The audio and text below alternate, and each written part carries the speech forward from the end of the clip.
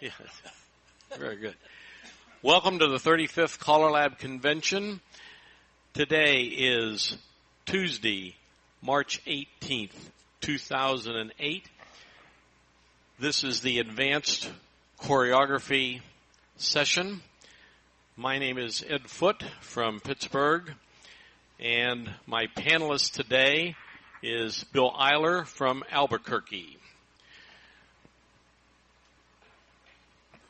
Today we are supposed to discuss different approaches in calling the advanced program, and we'll discuss different ways to explore different positions within the advanced program, and we'll look at the total advanced picture.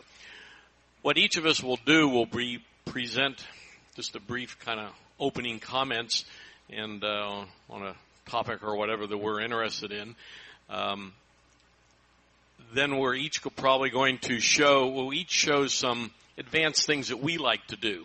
And we put these out here so you can research all these. And so I have a bunch of things, and at some point I'll just list these, and you can take whatever you want and go with them.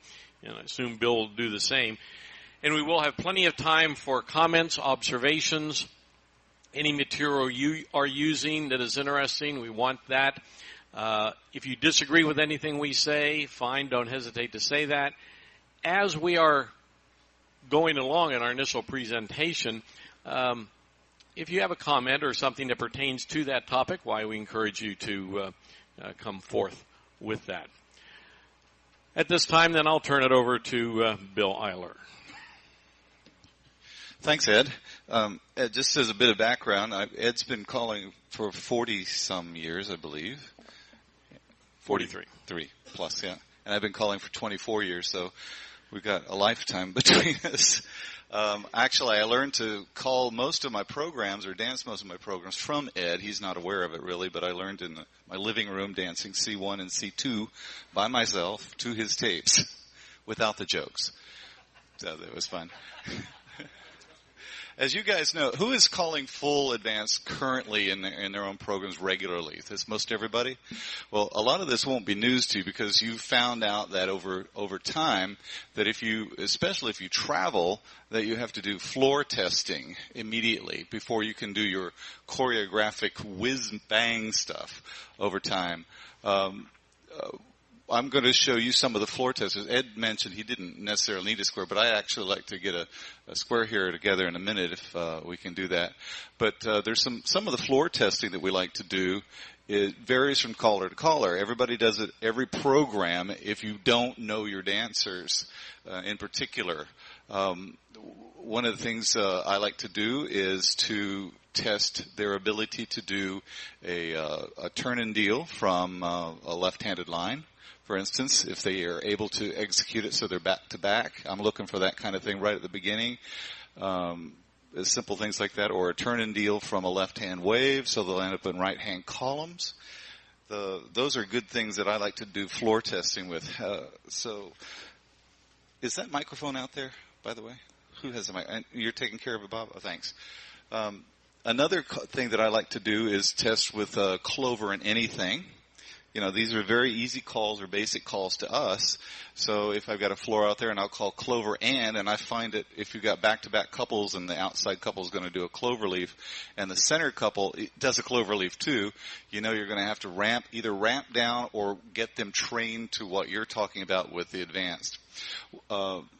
One of the things I like to preface the advanced for the people that aren't used to calling advanced, that in my mind, and I talked about this about 20 years ago when I first started getting into it, in my mind there is a quantum leap mentally going from the social plus program, the social mainstream program, or those programs where you go into the over 70 calls and concepts that people go to in the advanced, which most people treat as the introduction to challenge over time. Ed and I talked about this last week a little bit, and depending on where you are in the country, people approach it differently in that you're going to find in some parts of the country the advanced program is a plus program in that they're still a social group. They are simply there to meet their other people, come 3 or 4 times a year to lessons, and that's the way they approach it. Then there's the hobbyist advanced dancers, which I think our Japanese friends can say that once they become advanced dancers, they are definitely advanced dancers and are very solid advanced dancers. So you guys have probably experienced all that, I imagine, depending on where you are. But to me, the key is that going from plus to an advanced, it's like you're putting your foot on the accelerator mentally for all the dancers. And I don't know if you'd agree with that or not, Ed. That's pretty much the way I am. I agree with anything you say. And I will agree with Ed, too. That's the best way. So that's where I get into the definite need for floor testing. Now, in your home clubs, if you've got a home club advanced that most people usually have, they're going to find that they know the dancers. They know that Susie has to turn around on that part of the cast a shadow, and that becomes part of the call. Susie, turn around, that type of thing. But the expectation for both the callers and the dancers is that they have to get to know really what the definition is, rather than the body memory necessarily. Again, this will vary in part of the country you're in. I believe in like what we call the snowbird states, which is southern Arizona and southern Texas. They're definitely in a different mind frame than the hobbyist dancers.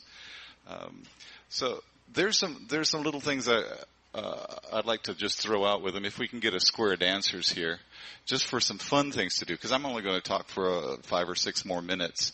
And if we can get a square together here, we're going to show you a couple of interesting choreographic things I will do if I have found during my square testing that they are receptive to different things. Most of you guys have either seen or experienced these, what we call different things. They're not necessarily meant to be mind-bending, and you've got a tight square out there. They're not meant to be mind-bending, but just a little bit different here. So let's have all the heads pair off. Okay, and step to a wave, and let's have the ladies trade. All 8 circulate, and so everybody knows you can do a motivate here. This is the vanilla version of motivate. All right, so we're going to have the center box kind of rotate one spot, and think of them as still being the centers of something. So have you guys all seen the motivate that you can do from here? It ends up exactly in the regular waves you have. The definition doesn't change at all. But after you've tested your floor and you want to maybe either workshop with them or just play with it a little bit, you can do a little motivate from here. So let's do a motivate. All 8 circulate once, and the outsides go half more. Centers cast 3/4, and you find your little squishy star. The stars all go half, move up, and you end up in the normal ocean wave. There you go. So all the boys run around the girls. Everybody past the ocean. And, of course, these are all experienced C4 dancers here. So let's hold it a second. Can we get the front 2 rows, the front 2 chairs in the front 2 rows? You can just eliminate them, and then you all shift over, and that'll give us more room for the square. So we can do things other than title everythings. Very good. So we got our squares. Same things. All right. Swing through. Now, the thing to be careful about is if I have the boys all counter-rotate here in the center, go. This is just a little bit of the same thing, but you don't often see it from when you're just calling with wind in your face calling. You can do a motivate. The thing to be careful here is that you don't normally start a motivate vanilla version with the ladies on the ends and the gents in the center. So there may be just a little more hesitation on this one. Do a motivate. Here's the star. All the trade. Finish and move up. And for those experienced dancers, it's no problem at all. So everybody quarter through. All the centers run around the ends. Everybody, couples circulate. Everybody do a partner trade. All couples circulate. Now on a little floor testing thing, if I were, as you all know, everybody Let's describe knows, for the tape where they are. We have parallel left-handed 2 face lines. Yes, and I believe the gents are in the center. Yes, great. Normally for calling, I can't tell at all. All right, so of course you all know that if you do a turn and deal here, you will end up in back-to-back couples. So everybody turn and deal. He's fighting it. He's fighting it. So there you go. All right, everybody do a U-turn back in your kind of normal couples. Do the right to left through. Veer to the left. So you need to know how to transition from what we would call vanilla or standard position to things that are less than standard position as you move along to see how your floor is going to do. So everybody do a turn and deal and roll. No problem on the rolls. Who can do the quarter through? This is a little sneaky collar thing. Go, quarter through. Okay, explode the wave. Any hand you got cast off 3/4. All the centers past the ocean. Great. Everybody cut the diamond. All the center box, counter rotate. And motivate. Go 1.5. Make the stars. Which way you want to go. Star should be a... No, it was a normal right hand. Should be right hand stars.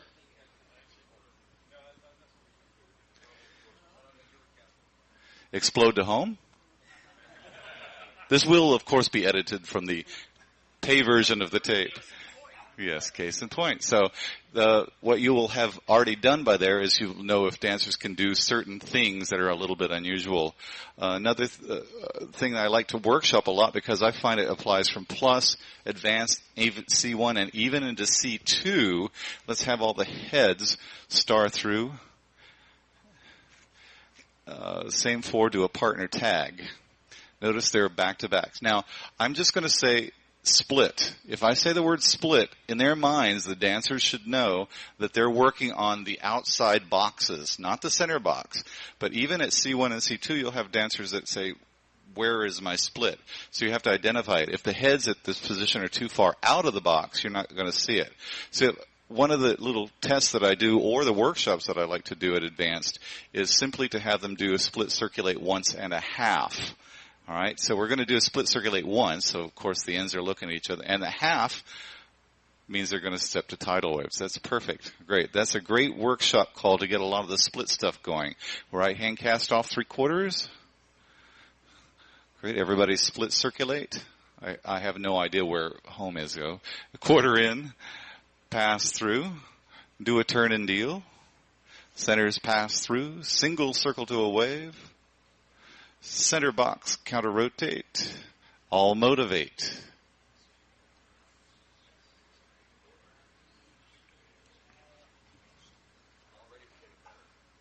See, it's improving over time. Great. In the green shirt, you're a lady, aren't you? I'm a boy. You're a boy. Oh, you're the lady. Great. All right. Boys run around the girls. Everybody do a partner trade. Pass through, wheel and deal. Center star through, all the ladies, everybody run home. Whee! Didn't even look. Yeah, all the ladies were out of position. Another little sequence of things that happens at Advanced, you don't necessarily see it all the time at Plus or Mainstream, is an immediate get out to a right and left grand, in that it can either be a surprise thing or it can be just like a little goodie at the end of something else. Let's have all the heads star through in California Twirl. Let's have most of the heads do that. Swing through. All the girls do a U-turn back.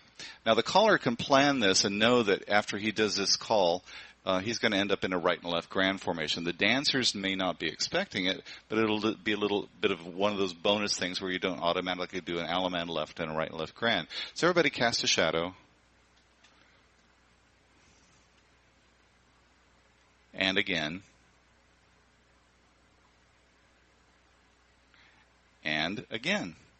So if you cast a shadow 3 times, here's your partner, and a right and left grand.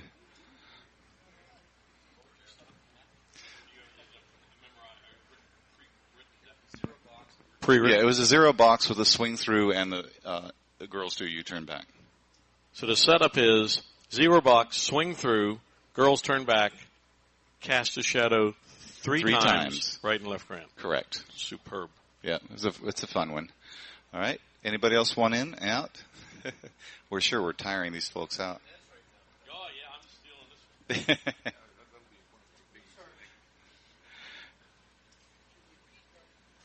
Yes, that setup was from a 0 box, which is swing through, girls U-turn back, Cast a shadow 3 times.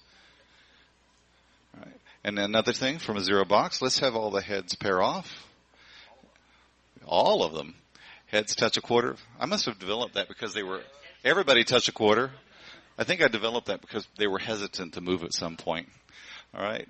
So we're all going to do a split counter rotate and cross, not triple cross, and a right and left grand.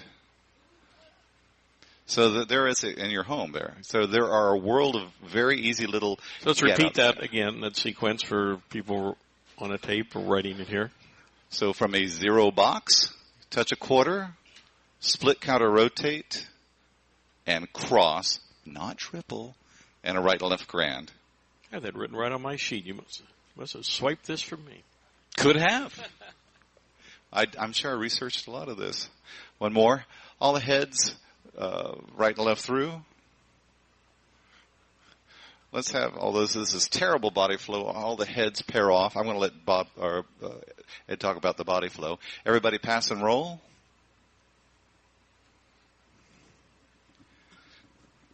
Out, roll, circulate. Extend. And right or square your set, right and left grand. So that sequence is from an across the street box. Well, the heads would do a right and left through to get to the across the street box. Then the heads would pair off, pass and roll, out, roll, circulate once, extend, and there's your partner right and left grand. That would be a good opener. Yes, that's a good opener.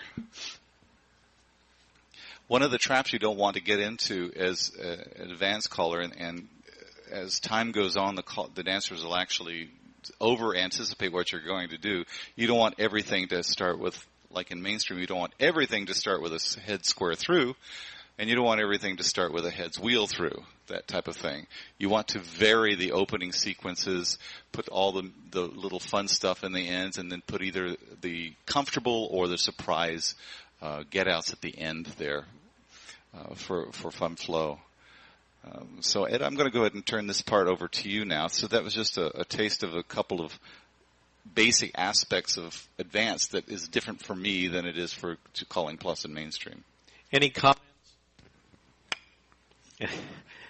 Any comments to Bill about anything that he did? Okay, thank you to this. Oh, go ahead. Eric, CALLERLAB, California. I want to add something to it. Your choreography is great. You were talking about calls you use to test the floor to see where they are. And I was thinking about this as we're going through this, and I kind of would be interested in hearing what the rest of the room says. There's probably 2 or 3 calls that stick out in my mind that I will call to a regular advanced floor that will tell me really quickly whether or not, and just regular calls, nothing unusual in formation, whether or not the floor can handle it. And in my case, they're usually trail off from a double pass through, complete double pass through, split transfer, and out roll circulate. And invariably, I get dancers going all over the place in those things. And that kind of tells me pretty quickly, you know, if they do those calls pretty well, I got a good night. If they don't do them very well, which is usually the case, then I have to work around that. And I invite other opinions. Anybody else have calls like that? They know if they call that call, just some normal standard positions, they can kind of sense the floor. I call a lot of out roll circulate just so to train the dancers, they have to listen. It's not going to be in roll circulate tonight. Got one back here. Robert Hurst from England. I actually learnt a test the floor one many, many years ago, actually from Mr. Foote. And I think when you were writing in American Square Dance magazine, and I think at the time you said one way of testing the floor is right at the very beginning called wheel through. And if the dancers clap as a one clap on the floor, you know you've got a good floor. If it's a big echo, you got slightly weaker dancers. I wrote that? I'm pretty sure he did, sir. Probably about 1990, I think. Okay, thank you to the square.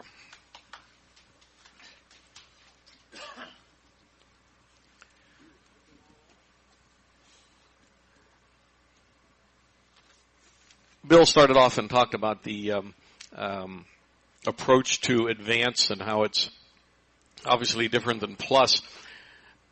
To me, learning advanced, going from plus to advanced, is much more difficult than going from advanced to C1. Why? Because in going from plus to advanced, the dancers have to learn 3 things. First, they have to mentally grasp the the idea that there is such a thing as DBD, and we're going to be doing a lot of it. Second, they have to learn the advanced calls. But third, they have to go back and relearn the mainstream and plus calls that they thought they knew that they don't really know because they only have them memorized from one position. So those are the three things that they have to learn.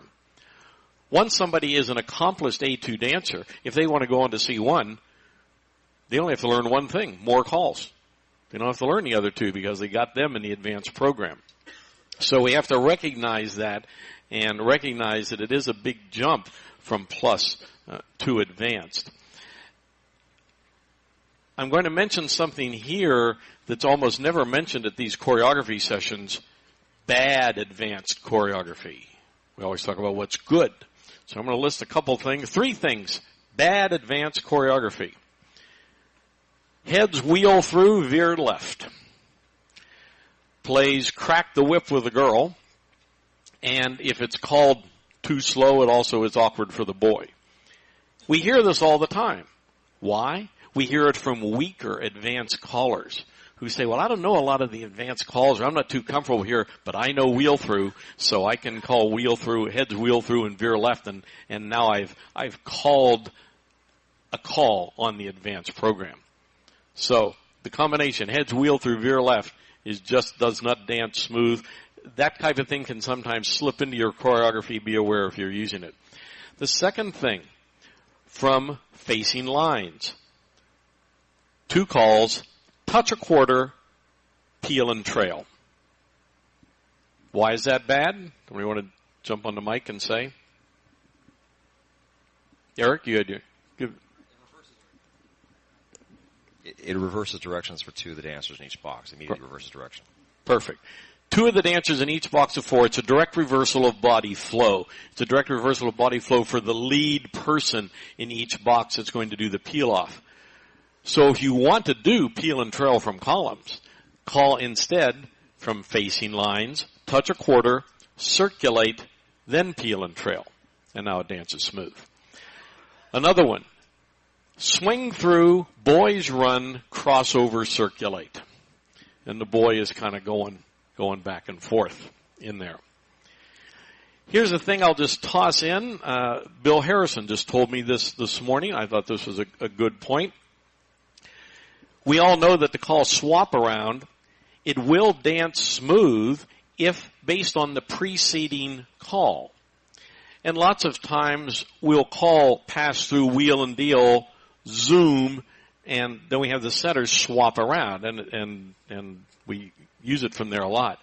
Bill pointed out that if you call the call setters swap around when the zoom is only halfway done, that means that as the zoom is being done, the outsides are moving forward as part of their zoom action, and therefore they're moving forward, and the swap around then flows right into that. So consider that if you haven't done that, or but watch out if you call wheel pass through, wheel and deal, zoom, pause, center swap around. Now you lose the whole thing. It's got to be all one flow. That's as opposed to leaving out the zoom and calling a swap around, which has reversal of body flow in it. Right. You don't want to do the pass through, wheel and deal, and zoom, because then, of course, it's a reversal of body flow for the right side person. I am a big believer in people having a strong foundation in whatever program they're in before they go to the next program. So there's the old adage, if you don't know plus, what are you doing at advanced? If you don't know advanced, what are you doing at C1, et cetera, et cetera. So I'm a big believer in calling a lot of mainstream and plus at advanced, because in the United States, DBD is not considered appropriate for mainstream and plus, or i.e. people don't have to know much to dance at mainstream and plus, and we don't expect them to. That's the name of the game here. Isn't the name of the game in Japan or the name of the game in Europe.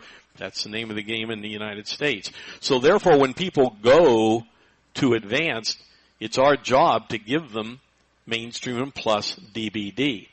My own personal rule of thumb has always been, at A1, 25% of the whole dance should be mainstream plus DBD. To get the dancers used to this and keep this being reinforced in their mind. And at A2, 10% of the dance should be mainstream and plus DBD. So you can work your own percentage on that, but that's always been my philosophy on using mainstream plus at advanced. Now what I'm going to do is I'm just going to slip in here some material, and I'll give it to you. Write it down. If you like it, use it. If you don't like it, you can throw it away. I noticed that you liked get-outs. Everybody was copying get-outs from Bill, so I'll start off with some get-outs. 0 box. And write fast, because I'm going to go fairly fast. So people getting this on the CDs, they can run it back. So go fast on your writing. From a 0 box. Pass and roll your neighbor and spread. Single hinge, extend, right and left grand. Now, as we know, presentation is 50%. So the single hinge extend has to be all one quick breath. It can't be single hinge, pause, extend, right and left grand. That loses the whole flavor. It has to be single hinge, extend, right and left grand. You say the word extend before they've even completed the single hinge. That makes it smooth. All right, another one, 0 box. Touch a quarter. Scoot chain through. Cast off 3/4, right and left grand. These are all right and left grand endings. When I'm actually calling a dance, I'll have these get-out sheets laying in front of me, and I'm probably sight calling most of my advance. And so when it comes time for a get-out, I'll glance down and pick a right and left grand get-out. The next time I may use a resolve at home get-out. Then I go back to the right and left grand get-out. And so I just have these things laying down in front of me. I don't have them memorized. I just glance down and pick one. Let's go to a from 0 lines. From 0 lines, pass the ocean, swing, slip, erase that. Pass the ocean, slip, swing, slip. Right and left grand. And here's one, it requires good timing, but if you have the good timing, it's where the dancers go, oh, it's a choreographical Rembrandt is what it is. 0 lines, pass the ocean. Linear cycle and roll. Girls peel off, right and left grand. Or instead of the girls peel off right and left grand, you instead can say, do 1/2 of a zoom, right and left grand. Now it has to be presented perfectly or it will lose it on the timing. If you say linear cycle and roll, girls peel off, right and left grand, it has to be all just rolling right through and it'll dance well. And let's do one on a 0 lines out of sequence. Right and left through, half sachet, pass the ocean, split circulate, remake the wave, right and left grand.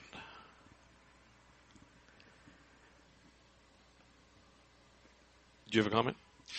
Just kind of a comment on the whole right and left grand thing. How many callers out there have found that you have to reteach right and left grand when you're doing advanced and challenge? I find some places it just totally breaks down as soon as you say right and left grand. It's over. Which way am I going? Which way am I turning? Really? In some places. Anybody experience that? Okay.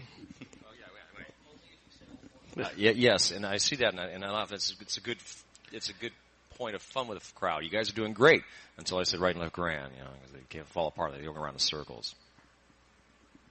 I've never experienced that. To me, if they get to that point, they're so happy to be there, they're not going to break down the right and left graph. Yeah. Let me give you some things off of my idea cards. Again, I sight call virtually all the advanced, but I don't depend on my memory to remember everything, so I have idea cards. As I'm coasting along, I'll glance down and pick an idea, and then sight call it. Some of these are, you can decide whether you like them or not. Follow your neighbor and slide.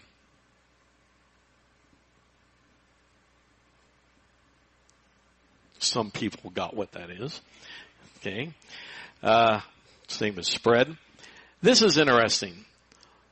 This is what I say to the dancers. On the call past the ocean, do the first 2 parts normal and the last part as couples. Because past the ocean is 3 parts, right? Do the first 2 parts normal, the last part is couples. And this is from facing lines. Any position is 2 face lines. Do the last half of double star through. Okay. He's feeling ornery. Spin the windmill nothing. I like to do it, put the men in the middle, and I say, spin a windmill nothing, and then all the nothings do something, and girls all like that for the guys. I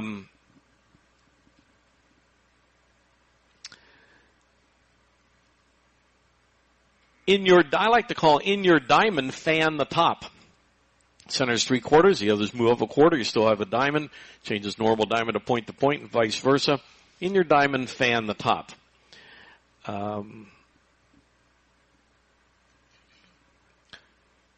right, well those are just a few of the things that, ideas that I have on my idea cards. Bill? Yeah, Ed had a very good point, is that some people rely totally on cards and some people sight call. And if you, or some variation thereof, one of the best things that I've found to do is to write down at some point during the tip, before the tip, or ever, those ideas that you want to play with. Because the way my mind works, I'll start calling and forget what the idea was and just go on with it without ever having presented it. So the idea cards are a very good idea. Yeah, why have permanent? These are permanent. Those are permanent ones. Yeah, yes. I don't write them down at the start of each dance. Yeah. So have them out there. Oh, here's an interesting one that I stole from somebody. From parallel waves with the boys as the ends. Say, get them in that setup and then say, the end boy facing out slides sideways out of the set. Now everybody else motivate. And it's the exact same thing. And when you're done, you tell that end boy to slide back in. So it's not difficult. Nobody ever breaks down on it. But it's just different. Just a little, feels a little different. Because that's where they would be anyway. Right. Right. I like to use, for good advanced groups, I like to use fractional load the boats. Load the boat, center's 3/4, the end's a half, the end's 3/4, center's a half, that kind of thing. Okay. Enough for what we have presented. Now we want to get your ideas on things you do at advanced that you think are interesting, and or also questions or comments on the philosophy of calling advanced. And we be sure to use the mic. And your name. My name is Jimmy Aiken, San Diego. I'm just beginning to call advanced, and I've looked around and have not had much success finding books or other resources other than just a few little things on the web that talk about advanced choreography. I'm wondering, are there resources, particularly print resources, that I could turn to? The one big major problem you have, there are no more note services in North America, which is just a disaster. There's only, I think, one in Europe, one in Australia, so you're really stuck. You really need to move the checkers. I don't know of any offhand, but maybe some of you do on websites or whatever. Go ahead. One of the notes that, it's not a note service. I still have all my old Jack Lazary note services from the 80s that I used as a great resource for advanced at one time. However, there was a couple of books that I'm particularly aware of by Vic and Debbie Cedar that they do an in-depth analysis on paper of the calls that you can see and hold in your hand. And they do that same thing on their website at cedar.net. So. Norm? Norm Wilcox, Ontario, Canada. I wrote a note service for 15 years, including both A1, A1, A2 programs. I have it all on CD in the computer if you're interested. See me after.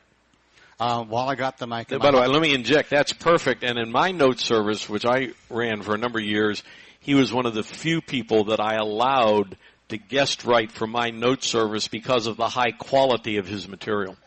Thank you. I have a question, just throwing out. Has anybody got any good ideas to use with Hourglass Circulate? I mean, is Hourglass Circulate, cut it, flip it? What else can we do with that formation? And, well, interject Hourglass and Diamond Circulate. Anybody else have ideas on that? In Hourglass, what I do a lot of is I'll have the diamonds work by themselves. I might have the points face in and do something like a square 3-3 around the middle. Or often I'll have the points zigzag and then continue working the diamonds in the middle while the outsiders are still trying to figure out what zigzag looks like on the outside. But it's a great exercise. I keep doing that over and over and over again. So I'll set something, then have the centers flip the diamond, setting up for your quarter tag with mini waves on the outside. But I'll often have the zigzag on the outside. Robert, you had a comment before, right? Two things. One, I was going to say that the Vic Cedar website not only gives you Vic Cedar's interpretation on the definitions, but also gives you a lot of choreography if you've got a lot of time to go through and look at it. But it's some great stuff in there. Second comment on the Hourglass, not so much using the Hourglass once you got into it, but the 2/3 mini busy is a neat way of getting into an Hourglass. Yes, what he mentioned was a 2/3 mini busy, which is one of my favorite get-ins to the Hourglass because it doesn't feel like an Hourglass for a second until you say it's kind of squishy, but it's still an Hourglass. Bob Pointer yeah. From Florida. You have to let your dancers know ahead of time that it's going to be an Hourglass, and they'll spread out to see that it is if you use a 2/3 mini busy. Here's a real smooth combination. Follow your neighbor to a cast a shadow. Consider that if you haven't done that before. Yep. From a left-handed Hourglass. Who are you? Chuck Jaworski, Chicago. From a left-handed Hourglass, centers of the Hourglass slither.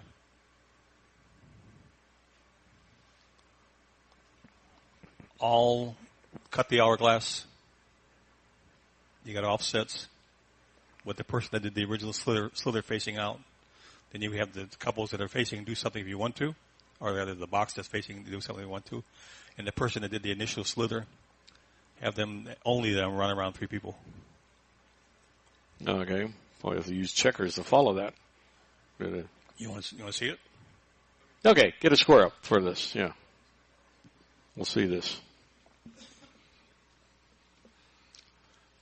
I think, Chuck, were you getting them into offset situation and then getting them out of the offset, which is a fun thing to do because you find yourself at advanced wanting to get into offset waves or lines, and then what do you do at advanced to get out of it? Let's say you have the heads pair off, touch a quarter, follow your neighbor. I'll switch to an Hourglass, center 2 slither. I'll cut the Hourglass. Those are going to the same spot, hold right hands. I got a box of 4 with it 4 men in the center. All 4 men walk and dodge. Girl in the end facing out, nobody else. Just that girl run around 3 people. At inverted lines. 3. Yeah, 3. Yeah, 3 people. Without the other ones moving, Yeah. Without them moving, everybody else, yeah. Didn't I say that? I thought I did. They probably won't move anyway, but... I'd be scared if I was an advanced dancer and got into offsets real quickly. Well, you don't keep them in the offset very long. Yeah, you don't keep them. No. But now Chuck has to resolve it. No, I didn't look. Any hand remake? Any hand remake?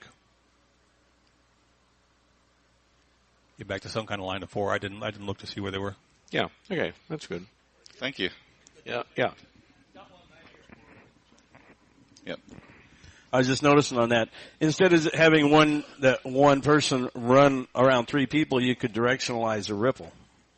Run around one, run around another one, run around the other one, and you end up with the same setup. Just, But then everybody would be sliding over, and you'd still have your offset. Well. Yeah. But actually, maybe that's not a bad idea. But you could do it and tell them to adjust to it. But either way.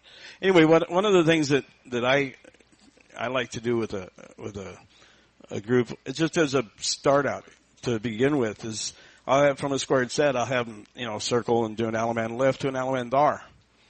Then just slip the clutch and do some left-handed tops.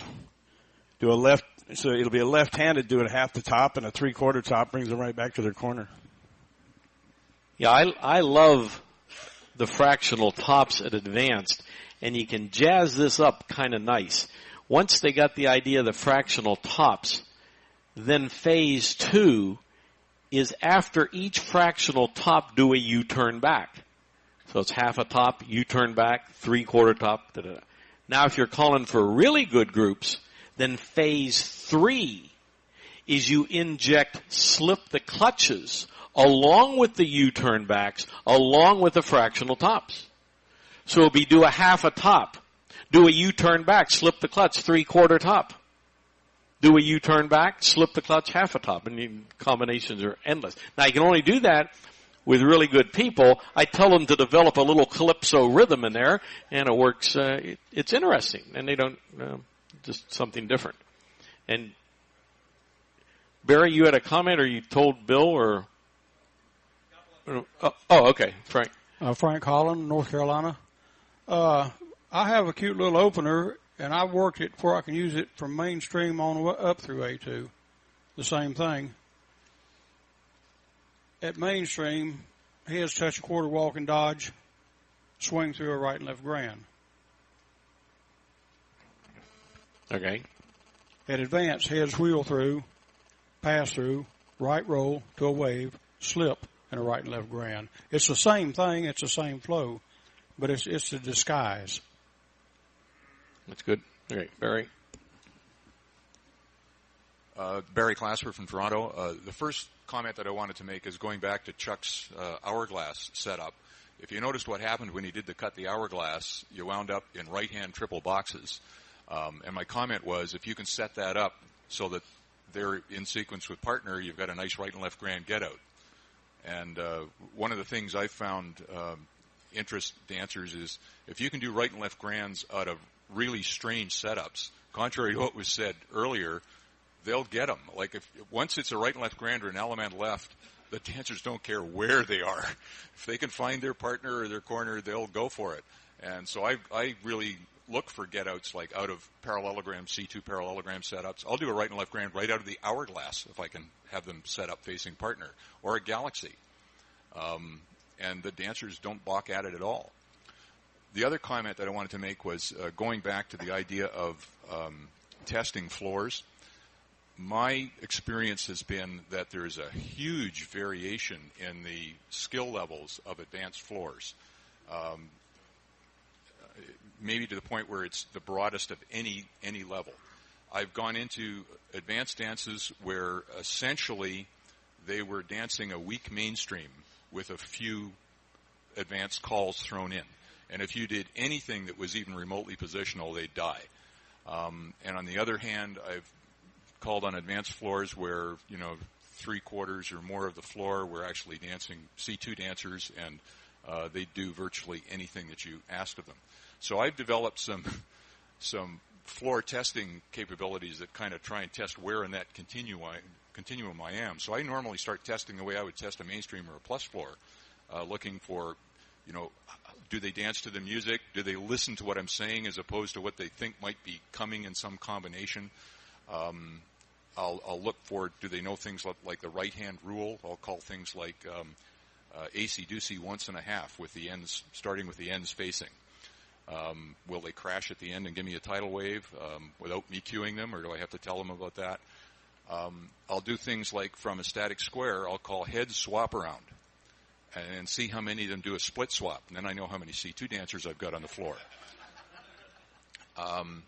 So you really have to I find you have to be more careful with advanced floors in trying to figure out what skill level you've got than with any other floor. And then you have to calibrate your choreography to the folks that are there.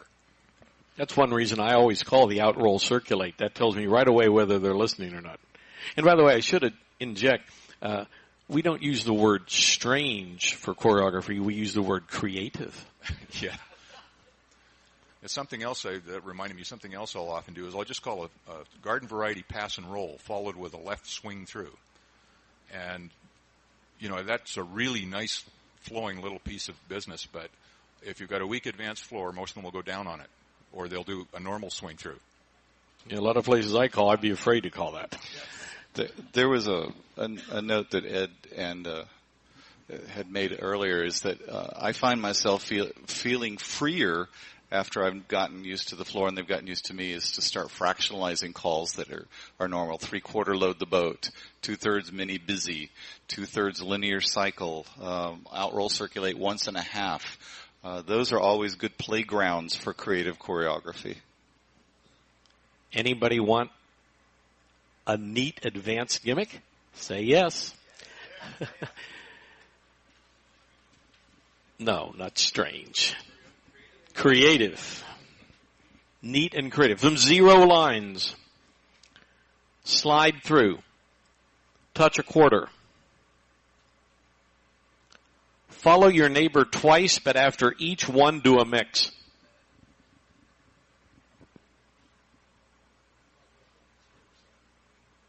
No, not it. Follow your neighbor twice, but after each one, do a mix. 2 possible endings out of that. The first one, quarter through, boys run, girls trade, bend the line, gives you 0 lines. Or the second possible ending, explode and half breed through, gives you 0 lines. Quarter through, boys run, girls trade, bend the line. Now, if instead of calling follow your neighbor twice, instead you say follow your neighbor 3 times, but after each one do a mix, the next call is boxinette right and left grand. Or single wheel, right and left grand. Or swing. Okay. Yeah, Barry. Actually, that just reminded me of something, Barry Clasper again. One of the things that I've discovered over the last 4 or 5 years is that the call mix, which we were just using, it's like they forgot it. I don't know where it went, and swing and mix is even worse. Is that a common experience? I've gotten very careful with using mix, and usually I cue the hell out of it when I do, and not just on advanced floors. It's going from C1 as well. That if you use mix, you better be careful. Same thing happened to coordinated plus. I don't know where that went, but you better be really careful calling a coordinate, or they go down on you. No, I haven't noticed that. No.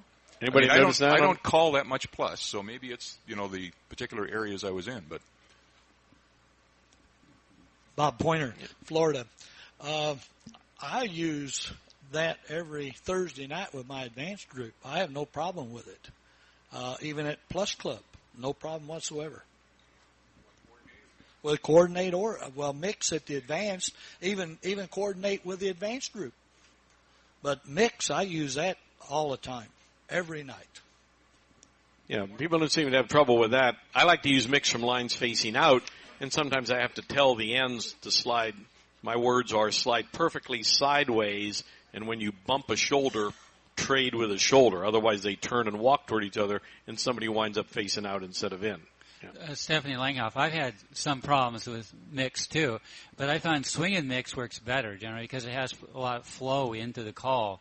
So swing and mix, I usually expect to work. Mix from just a static square people don't think cross run naturally, and if there's no flow into the cross run, then it doesn't seem to work tremendously well.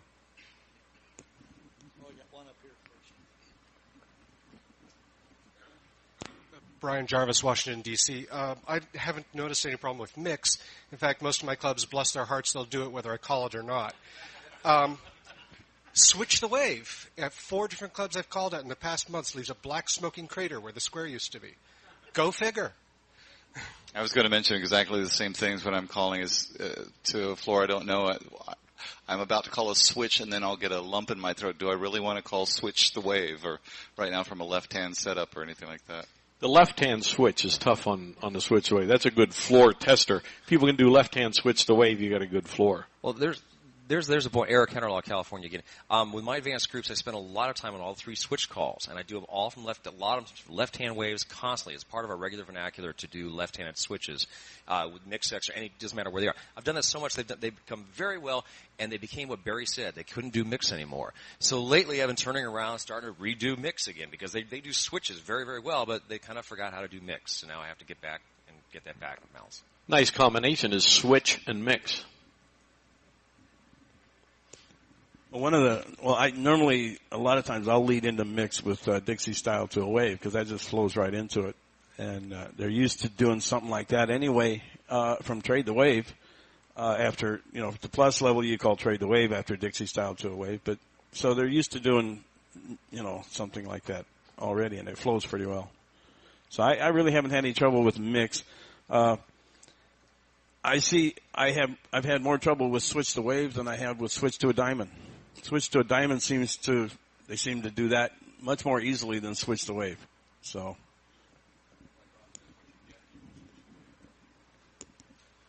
Ron Nelson, San Diego. I want to go back to coordinate for just a moment and ask you about doing it from other than the single file column.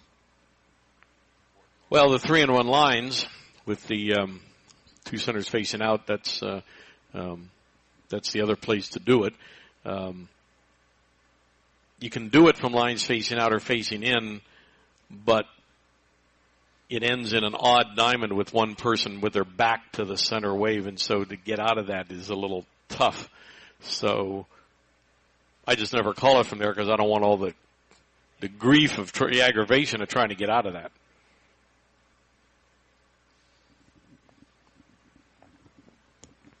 Well, aside from coordinate from formations other than a column, what about coordinate from formations other than a column with girl, boy, girl, boy? Does anybody have any success with calling it from another arrangement?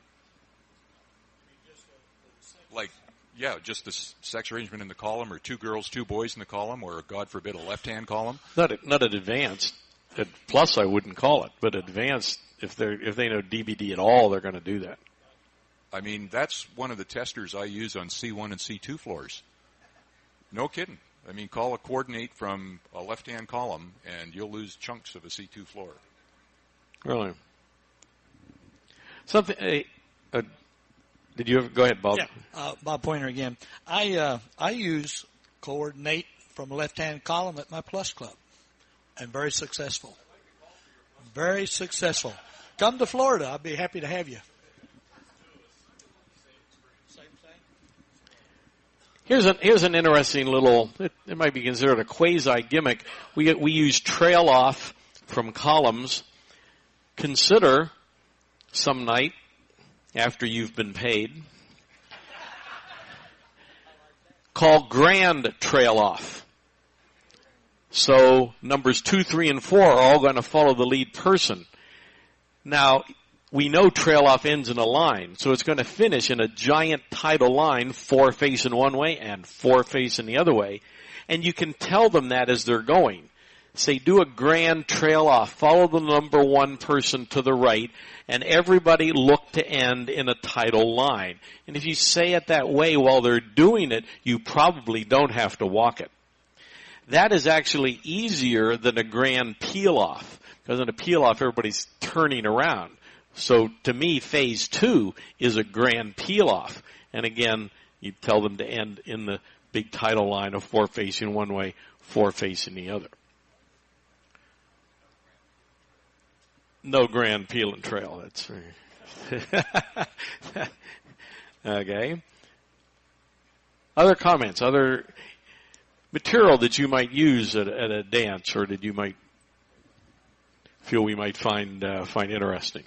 Yeah. Yep.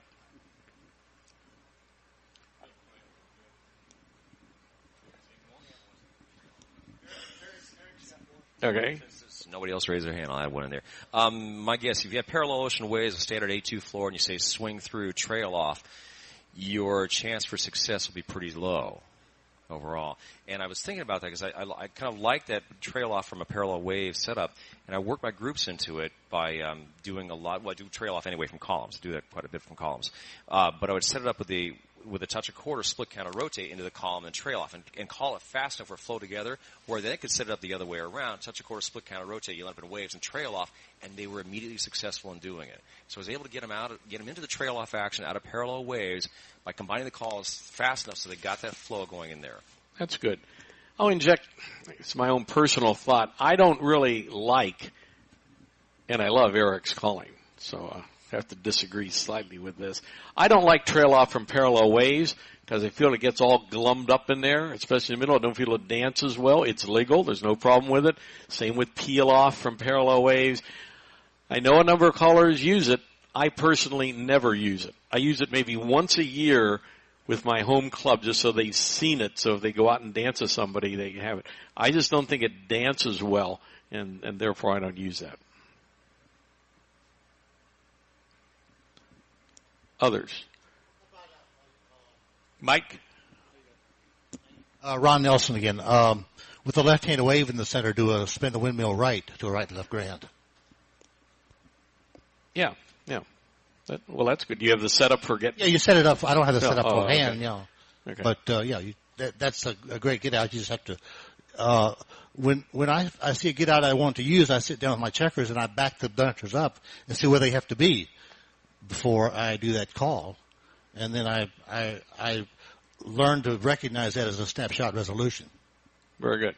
By the way, I was going to ask Bill. You say you have all of Lazzary's in your computer? Oh, you don't. Oh, I figure. Okay. Yeah, there was a wealth of advanced material in Lazzary's notes and also in my notes, which I have, but it's all on paper, and so there's no way to really get it out easily. So remember those sources for advanced. Norm Wilcox for his notes, and Vic Cedars' website for advanced material. Is there anything out of Europe? Does anybody have any? We may not have anybody from Europe in here. Oh, yeah, right.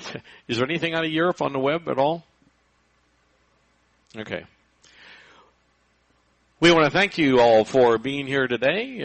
On behalf of my panelists here, Bill Eyler, and myself, Ed Foote, want to thank you for being here. If you want to come up afterwards and comment anything, fine.